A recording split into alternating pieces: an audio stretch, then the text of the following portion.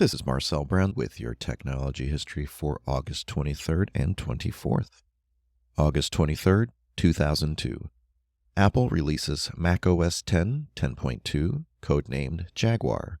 For the first time, the Happy Mac icon is not a part of the Mac operating system startup process, replaced instead by the gray Apple logo that is still in use today. Jaguar was also the first Mac operating system where Apple publicly used the code name to reference the operating system and for marketing purposes.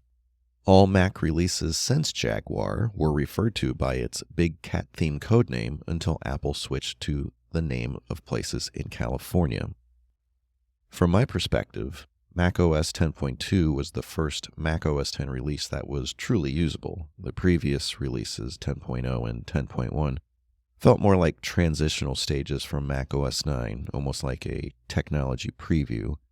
But Jaguar tied up a lot of loose ends from a usability standpoint and introduced many of the underlying technologies that are now standard parts of modern Mac operating systems. August 24th, 1993. Perhaps the most famous lawsuit in technology history is decided for Microsoft. Apple claimed that Microsoft's Windows violated their copyrights on the so-called visual displays of the Macintosh. The judge in the case ruled that most of the claims were covered by a 1985 licensing agreement. Other claims were not violations of copyright due to the merger doctrine, which basically states that ideas cannot be copyrighted. This paved the way for Microsoft to develop Windows 95, which imitated the Macintosh even more so than previous versions of Windows.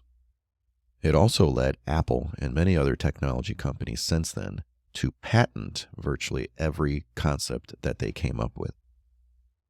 That's your technology history for today. For more, tune in tomorrow and visit my website, thisdayintechhistory.com.